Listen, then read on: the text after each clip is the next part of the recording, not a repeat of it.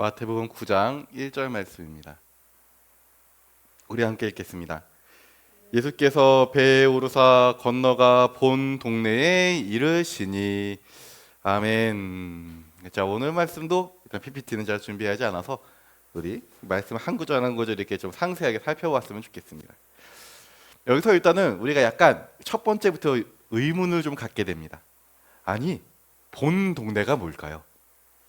본 동네. 뭐 어떤 걸 얘기하는 걸까요? 본 동네라고 얘기한다면 여기서 우리는 약간 의문을 가질 수 있죠. 야, 본 동네가 뭔가 본이라는 이름을 가진 동네가 있나? 이런 생각이 들잖아요. 여기서 본 동네는 쉽게 얘기하면 자기 동네에 이르렀다라는 겁니다. 그건 무슨 얘기냐면 예수님께서 주로 복음을 전하신 동네가 있습니다. 어딜까요? 우리 얼마 전에 나왔죠? 가버나움입니다. 자, 그러니까 우리가 이전에 가다라 지방에서 예수님이 귀신을 쫓아내는 역사를 하시고 그 사람들이 제발 좀 가십시오라고 간구했잖아요. 그래서 예수님이 다시 배를 타고 어디로 돌아가신 거예요? 다시 가버나움으로 돌아가신 겁니다. 그래서 본 동네, 자기 동네에 이르렀습니다. 그래서 마가복음 2장 1절에 보면 뭐라고 되어 있냐면 수일 후에 예수께서 다시 가버나움에 들어가시니라고 되어 있습니다. 그래서 이게 똑같은 내용이거든요. 그래서 본 동네가 어디냐? 가버나움이구나를 우리가 알 수 있는 겁니다. 그래서 예수님은 이제 가버나움에 도착했습니다. 그러면 예수님은 가버나움에 어떠한 사람입니까? 가버나움의 유명 인사십니다. 그렇죠? 사람들이 막 몰려들게 됩니다. 전에 나누었지만 우리 예수님이 가버나움 근처에서 산상수훈을 가르치셨고요. 그렇죠?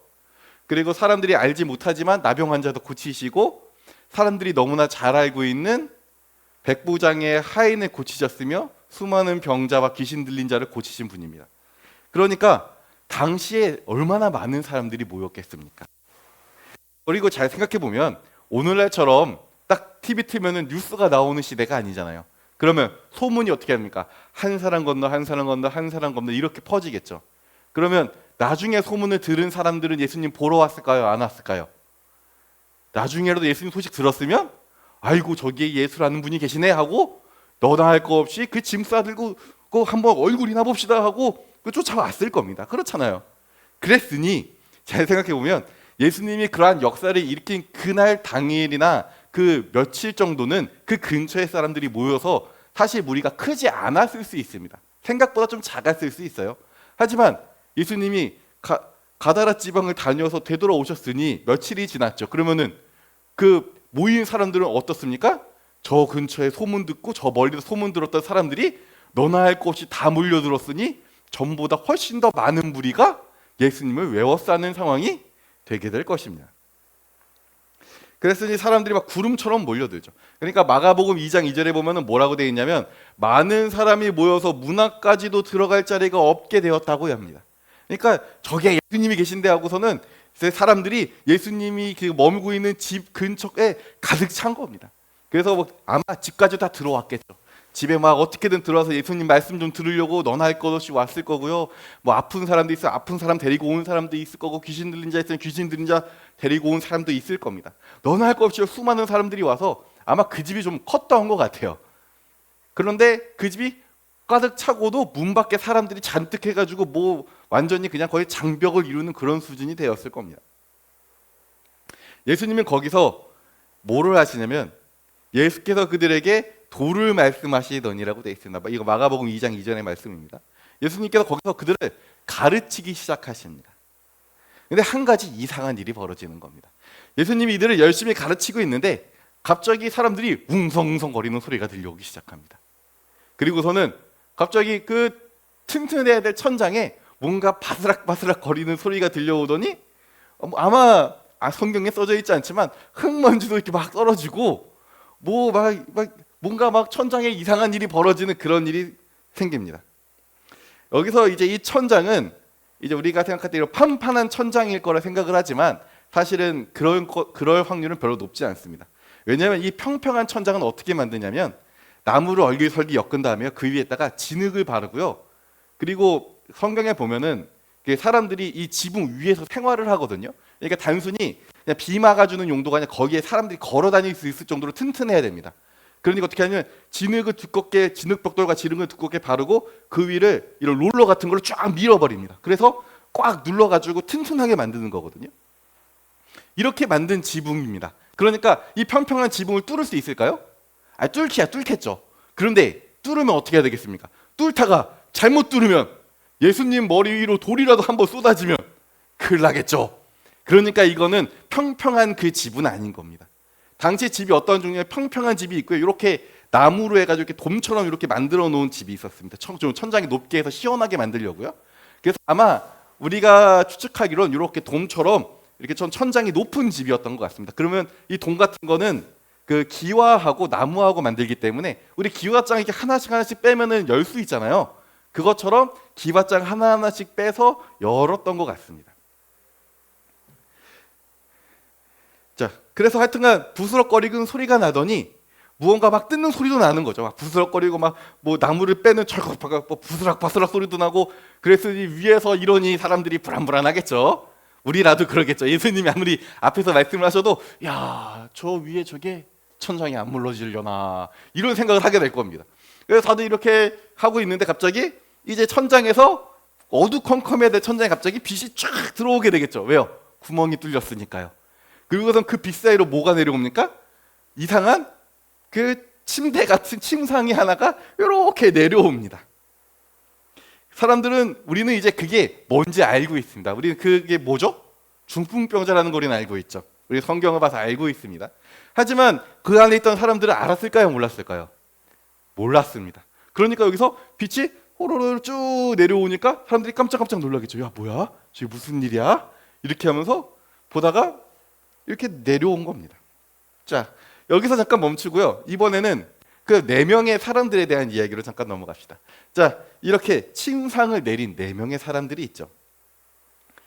이들의 가까운 사람이 중풍병에 걸렸습니다.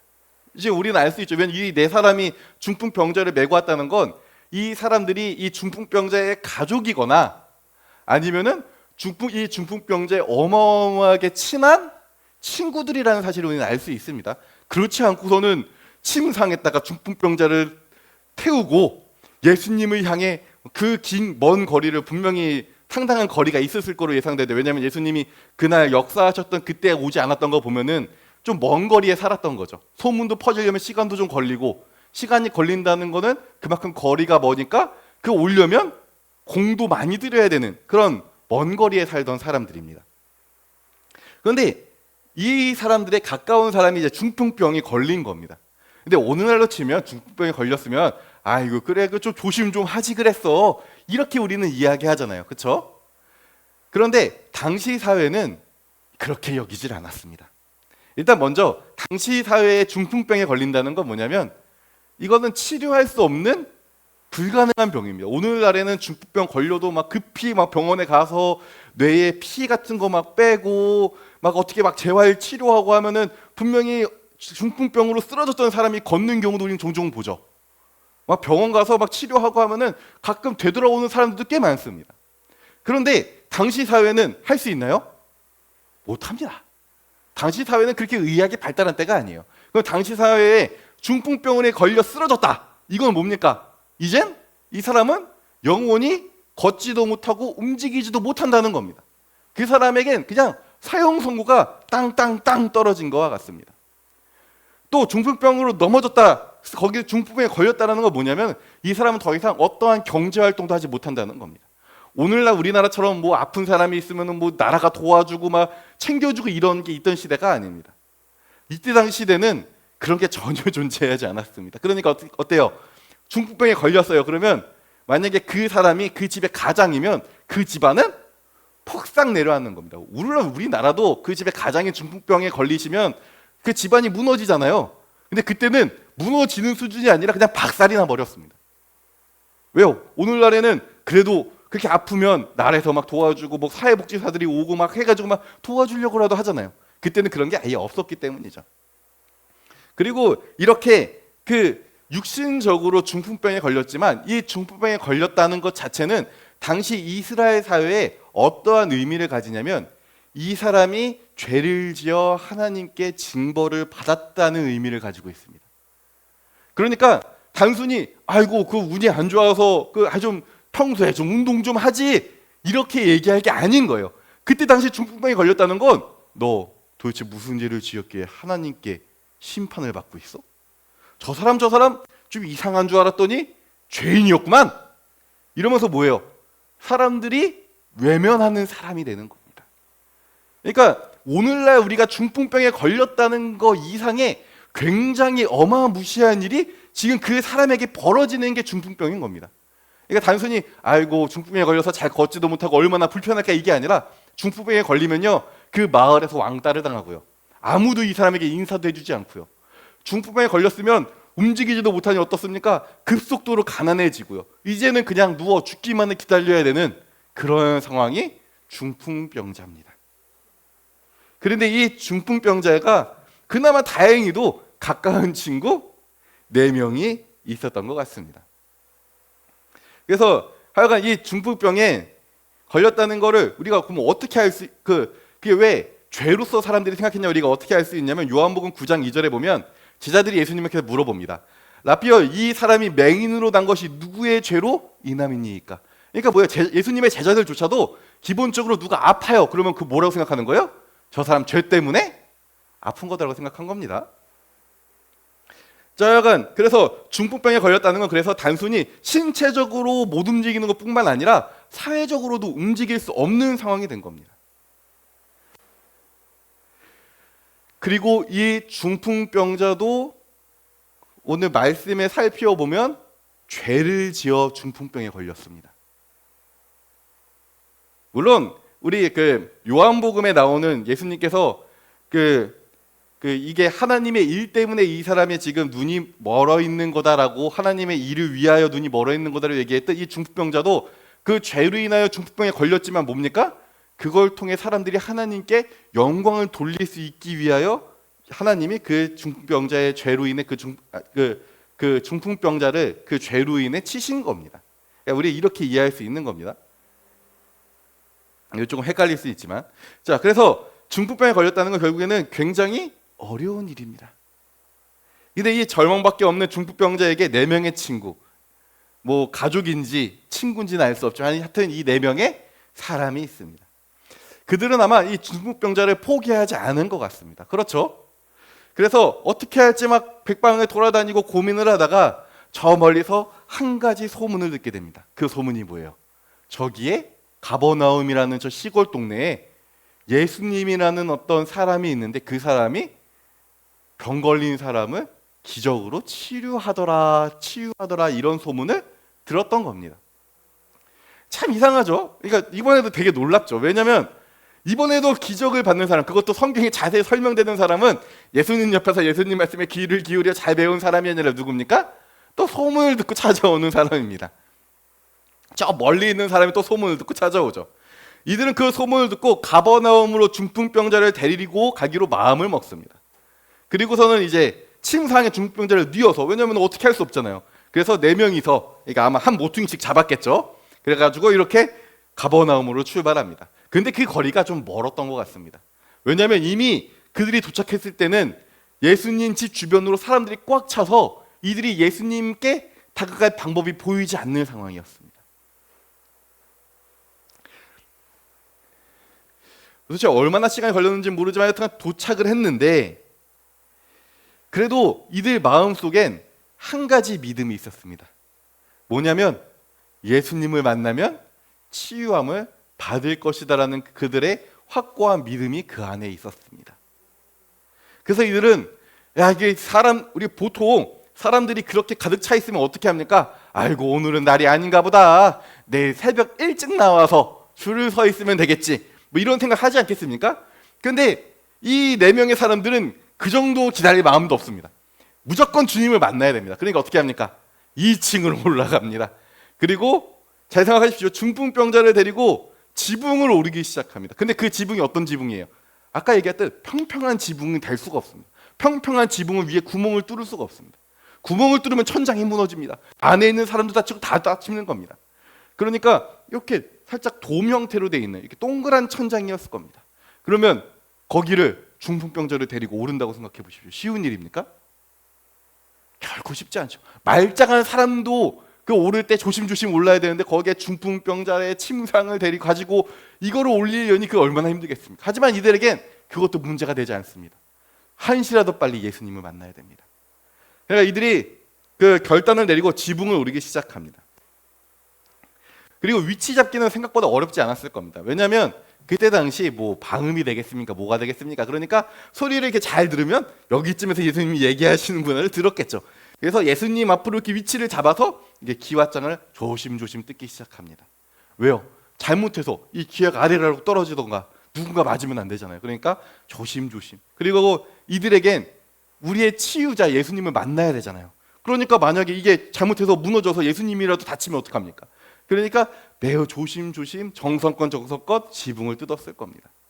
그리고 그들은 이제 침상에 중풍병자를 누이고 그 예수님 아래로 이제 그 중풍병자를 내리기 시작합니다.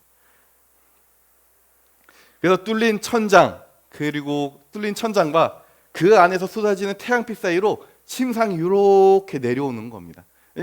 그렇겠죠. 왜냐하면 위에는 어두우니까 빛이 쫙 내려오고 있을 거고 거기서 어두컴컴한 뭔가 사각형 뭔가가 이렇게 내려오면서 보니까 침상인 겁니다. 해가지고 이게 어디로 와요? 예수님 앞으로 이렇게 내려옵니다. 아마 예수님의 가르침을 듣던 사람들이 웅성웅성거렸을 겁니다. 저게 무슨 일이야? 세상에 천장을 뜯다니 막 이런 사람도 있을 거고요. 아마 집주인은 이게 무슨 일이야 이러면서 아이고 속 터져라 이렇게 얘기했을 수도 있겠죠. 천장을 뜯어버렸으니 말입니다. 나중에 물이라도 새면 어떡하지 이런 걱정도 했겠죠. 하지만 이렇게 웅성웅성거리고 뭐 다양한 감정이 드는 사람들 중에서 가장 긴장하고 두려워하는 한 사람이 있었습니다.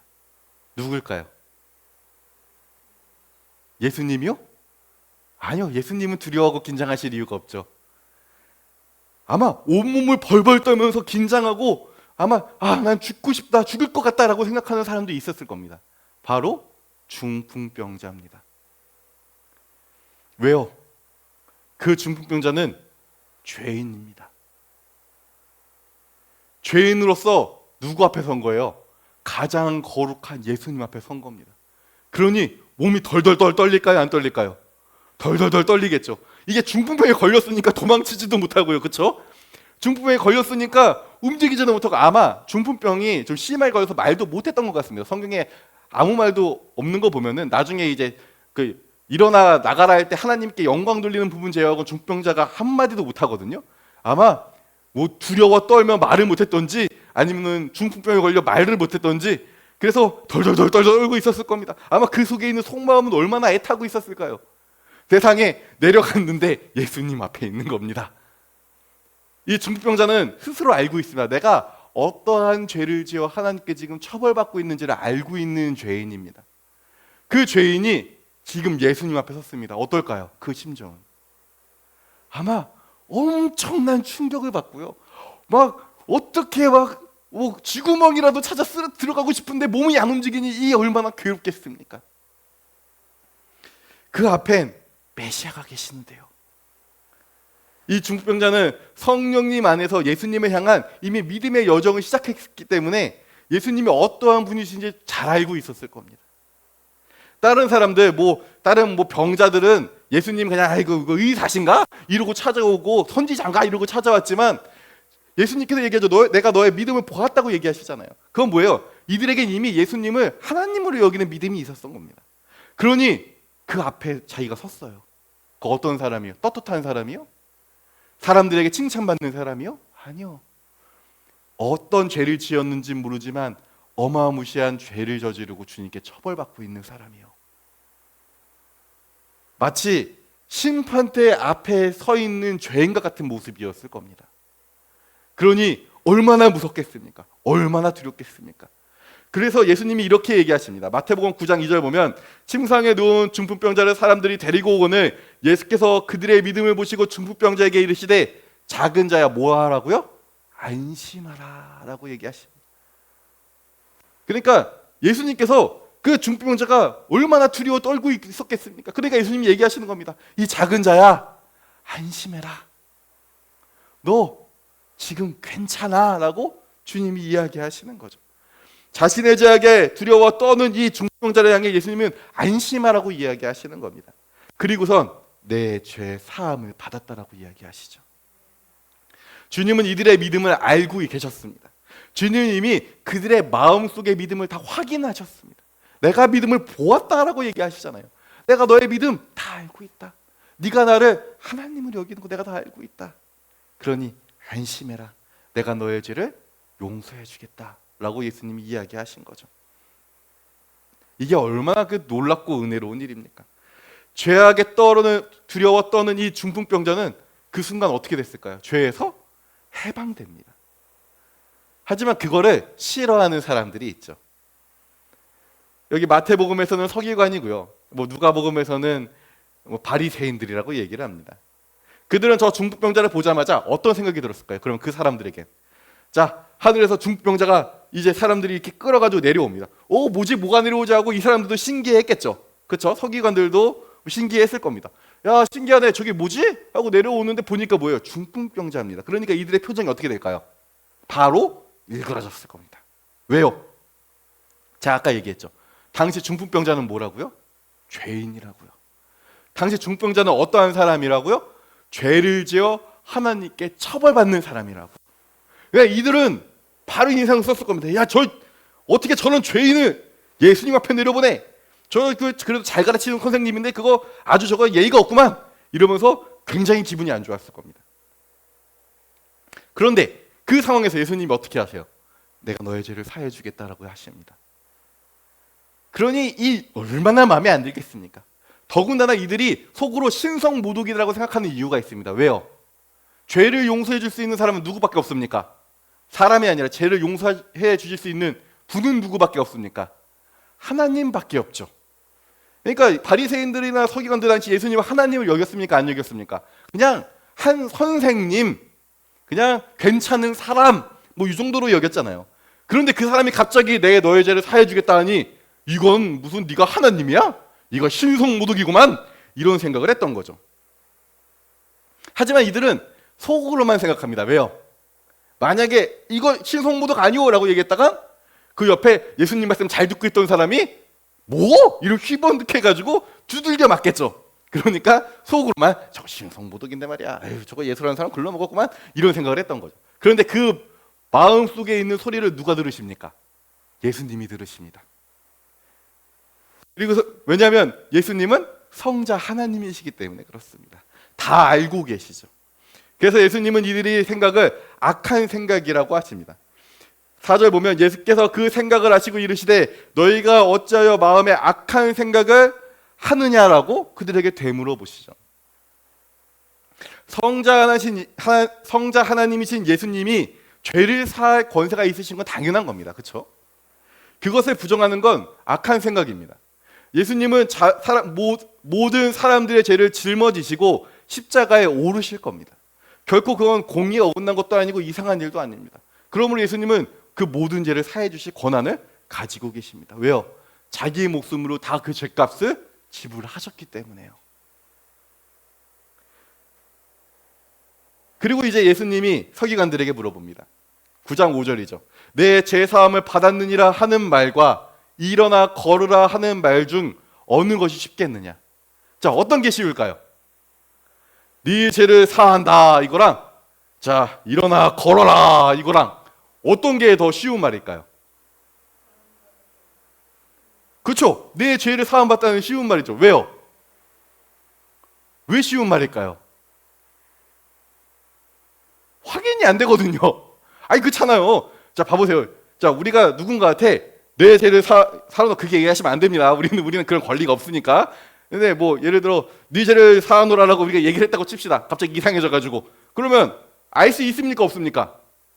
없죠. 그냥 이 사람이 뭔가 착각해서 내가 죄가 사해진 것 같은 느낌이 들어 이런 건 가능할 수 있어도 확인이 됩니까? 안 됩니까?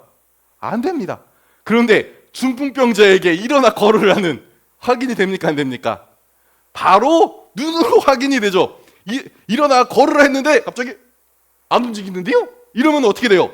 그러면은 이제 야 그래? 잘못했다. 야 사기꾼 걸렸네. 이러고 도망가겠죠. 이렇게 되는 겁니다. 그렇잖아요. 일어나 걸으라고 말할 수 있는 것은 정말 어려운 일인 겁니다. 그래서 죄사함은 증명이 할 수가 없죠. 죄사함이 증명 가능한 건 언제입니까? 우리가 최후의 날 그 심판대 앞에 하나님 앞에 서 있을 때, 그때 우리 죄가 사함 받았는지 안 사함 받았는지 확인할 수 있는 시간을 갖게 될 뿐, 그때가 아니면 알 수가 없는 겁니다. 하지만 예수님은 죄 사함의 권세가 있다는 것을 보여주신다고 이야기를 하십니다. 9장 6절 보면 이렇게 되어 있죠. 그러나 인자가 세상에서 죄 사하는 권능이 있는 줄을 너희로 알게 하려 하노라 하시고, 하고서는 중풍병자에게 말씀하십니다. 중풍병자에게 말씀하시되 일어나 내 침상을 가지고 집으로 가라라고 하십니다. 이건 뭐냐면 예수님은 둘 다 이루신 겁니다. 자, 너 두 개 중에 어떤 게 어렵냐? 일어나 걸으라는 게 어렵냐? 아니면은 죄 사함 받는 게 어렵냐? 라고 물어보시고선 예수님은 난 둘 다 할 수 있다. 내가 이 사람의 죄를 사했기 때문에 이 사람이 이제 일어나 갈 수 있다. 그리고선 일어나서 내 침상을 가지고 가라. 예수님은 둘 다를 보여주신 겁니다. 예수님은 죄 사함의 권세가 있으신 분입니다. 이 중풍병자는 죄인입니다. 어떠한 죄를 지었는지 우리가 알 수 없죠. 성경에 안 써져 있습니다. 그거 우리 추측할 수 없습니다. 하지만 죄를 지었고 하나님의 분노를 샀습니다. 그래서 중풍병자가 된 사람입니다. 하지만 예수님이 그 죄를 용서해 주어 이 사람을 치유하십니다. 그리고 그들이 어렵다고 생각했던 바로 그 자리에 일어나는 걸 보여주시는 겁니다.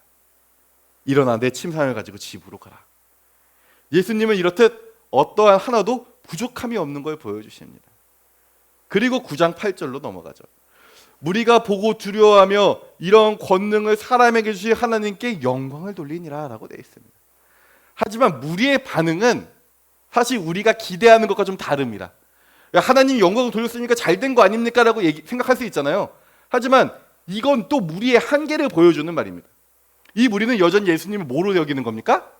사람으로 여깁니다. 물론 예수님이 사람의 육신, 온전한 사람으로 오신 건 맞습니다. 하지만 예수님이 하나님이신 걸 이들은 아직도 인정하지 못합니다. 그들 앞에서 이 중풍병자의 죄를 용서해 주시고 그를 일으켜 세우신 예수님의 놀라운 기적과 은혜와 제사함의 권세를 보고서도 이들은 여전히 예수님을 어떠한 걸로 여기는 거예요? 놀라운 권세를 가진 사람으로 여기는 겁니다. 이게 무리들의 한계입니다. 그래서 이런 무리들의 반응으로 오늘의 말씀이 끝을 맺게 됩니다. 오늘 말씀은 죄인인 우리가 주님께 나아올 수 있는 힘을 줍니다. 오늘 말씀은 죄인이라 사람들에게 손가락질 받고 있는 그 중풍병자가 주님께 나와야 할 이유를 보여줍니다. 어떠한 죄인이라 할지라도 주님 앞에 나와야 된다. 그래서 그 죄 사함을 받아야 된다는 걸 오늘 우리에게 이야기해 주고 계신 겁니다. 이 중풍병자는 죄인입니다. 그 죄 때문에 중풍병을 얻게 됐습니다. 그러나 그 죄가 어떠한 죄라 할지라도 예수님 앞에 나오면 어떻게 됩니까? 사함을 받습니다. 그러면 중요한 건 뭐냐면 어떤 죄인이든 주님 앞에 나와야 된다는 것입니다. 어떤 죄인이건 주님 앞에 나와 주님께 무릎 꿇어야 됩니다. 그런데 오늘 말씀을 보면 우리는 알 수 있습니다. 그 어떤 죄인이든 자신의 발로는 주님께 나오기 어렵습니다. 이 중풍병자처럼 말입니다. 그가 현실의 중풍병에 걸려서가 아니라 때로는 그의 마음이 중풍병에 걸려서 하나님 앞에 나오지 못할 수도 있고요. 그렇죠? 혹은 그 사람을 바라보는 사람들의 시선 때문에 그 시선에 중풍병에 걸려 나오지 못할 수도 있습니다. 죄인이 교회에 나오면 우리가 다들 환영해 주어야 된다고 생각을 하죠. 하지만 실질적인 우리의 모습은 어떻습니까? 아유, 저런 사람이 어떻게 교회에 나와? 아유, 저런 죄를 졌어? 야, 이거 하나님이 무섭지도 않나? 교회 나오는 거 보면? 이런 생각하지 않습니까? 어휴, 어떻게 저런 악인이 우리 교회 나오다니, 세상에 이거 우리 교회 이미지가 안 좋아질 것 같은데 이거 어떡하나? 이런 생각하지 않습니까? 그렇다면은 이 죄인은 어떻게 주님께 나올 수 있습니까? 나오지 못합니다. 오늘 본문에 중풍병자를 데리고 온 네 사람을 보십시오. 그들은 뭐 이름도 없습니다. 그냥 내 사람입니다. 뭐 그들의 특징? 아무것도 나오지 않습니다. 아마 천국에서 그들을 만나지 않는 한 우리는 그 네 명의 이름을 알 방법은 없을 겁니다. 하지만 그 네 사람이 이 악인을, 이 중풍병자를 누구 앞으로 데리고 와요? 예수님 앞으로 데리고 옵니다. 그때 그 악인이, 그 중풍병자가 누구 앞으로 나올 수 있습니까? 예수님 앞으로 나올 수 있는 겁니다. 오늘날 우리도 동일합니다. 오늘날 우리도 이 네 사람처럼 악인을 주님 앞에 이끄는 역할을 해야 됩니다. 그들의 힘으로, 그들의 마음으로, 그들의 다짐으로 이 악인이 스스로 하나님께 나온다? 교회에 나와 예수님께 무릎 꿇고 죄를 회개한다? 가능합니까? 가능했으면 그들이 이미 죄인이 아닐 겁니다. 그렇잖아요. 가능했으면 그들이 이미 악인이 아닐 겁니다. 그들이 여전히 악인이고요, 그들이 여전히 죄인이고요, 그들이 여전히 마을 사람들에게 손가락질 받고요, 미움을 받고요, 외면을 받고요. 왜 그럽니까? 누군가 그들의 손을 붙잡고 하나님 앞에 나와 이들을 회개하고 돌이키게 만들지 않고 방관하고 있기 때문에 그런 거 아닙니까? 우리 주변에 악인들이 있죠. 우리 주변에 악인이라고 불리는 사람들이 있습니다. 그 사람들이 여전히 악인으로 살아가는 건 누구 책임입니까? 그 사람이 회개하지 않아서요? 아니요. 그 사람 옆에 있는 내가 이 네 사람 중 한 사람이 되어 그 사람의 손을 붙잡고 교회로 이끌어 주님 앞에 무릎 꿇히고 회개하고 변화시켜야 되는데 뭐 하는 겁니까? 내가 하지 않는 겁니다. 그들 스스로 나는 교회에 나갈 수 없다, 나는 하나님 앞에, 예수님 앞에 설 짝이 없다 이야기하는 사람도 있습니다. 죄인 중에 많습니다. 그런 그 사람들에게 손을 잡아 이끌 수 있는 사람은 누구밖에 없습니까? 그들 주변에 있는 우리밖에 없는 겁니다. 내가 하지 않고 다른 사람이 해주기를 기다린다거나 내가 하지 않아도 누군가 해주겠지라는 생각은 어리석은 생각입니다. 내가 하지 않으면 아무도 하지 않습니다. 내가 하지 않으면 어떤 누구도 내가 서야 될 그 자리에 누구도 서주지 않습니다. 우리 주변에 중풍병자와 같은 자들이 있습니까? 우리 주변에 죄인으로 주님께 나오기를 망설이며 고민하는 사람들이 있습니까? 우리 주변에 죄인이라 불리며 사람들에게 외면받는 사람이 있습니까? 그들의 손을 잡아주십시오. 그들을 주님께 이끌어 주십시오. 주님은 죄 사할 권세가 있으신 분입니다. 그 사람이 어떠한 죄를 지었건, 그 사람이 사람들에게 어떠한 취급을 받건 그것과 상관없이 주님은 당장 그 사람을 변화시켜 새로운 사람으로 바꿀 수 있는 권능이 있으신 분이십니다. 그걸 믿고 그들을 이 자리로 이끄는 게 우리의 사명입니다. 이게 먼저 믿은 자들의 책임입니다. 이 소문을 들은 이 네 사람은 알진 못하지만 먼저 주님을 믿었을 거고요. 그들은 이 죄인을 붙잡고 우리 예수님께로 가자 하고 침상을 들었을 겁니다. 그런데 그 길은 어려웠습니까? 쉬웠습니까? 그 길은 분명 어려웠을 겁니다. 그 길은 이 중풍병자를 데리고 가는 길이에요. 쉬웠겠습니까? 쉬웠을 리 없습니다. 그냥 사람들끼리 여행만 해도 힘들었던 시대입니다. 그런데 중풍병자를 끌고 갑니다. 먹이고요, 재우고요, 똥 싸면 똥도 닦아줘야 되고 오줌 싸면 오줌도 치워줘야 됩니다. 그 어려운 길을 끝까지 갑니다. 그래서 그 사람은 누구 앞에 냅둡니까? 예수님 앞에 내려놓습니다. 그자 이 죄인이 구원받습니다. 우리도 마찬가지입니다. 우리가 그 악인을 주님께 이끄는 그 길은 험난한 길일 수 있습니다. 쉬운 길일 수 있습니다. 쉽지 않은 길일 수 있습니다. 정말 좁고요, 정말 위태위태하고 위협적인 길이 될 수도 있습니다.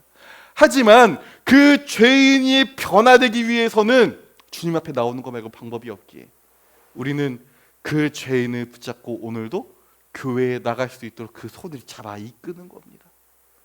때로는 그 죄인이 나는 교회 안 다녀, 나는 그 필요 없어 이렇게 얘기할 수 있습니다. 하지만 우리는 어떻습니까?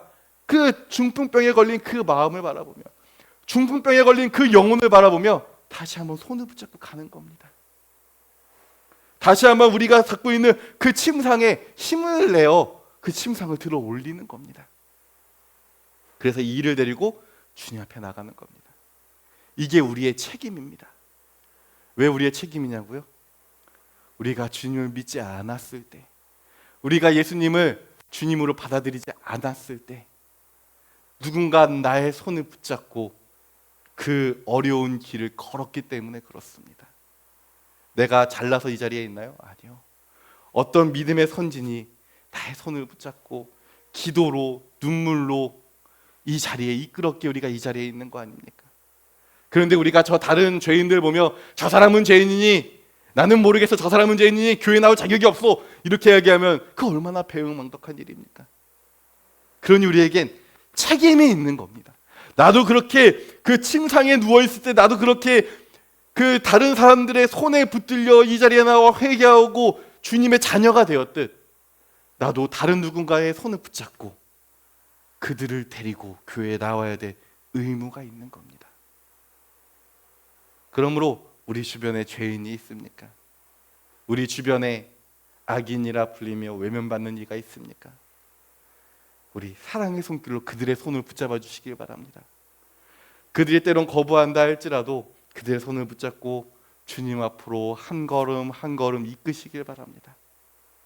그때 주님의 죄 사함의 은혜와 그들을 변화시키는 놀라운 기적이 우리 안에 임할 줄 믿습니다.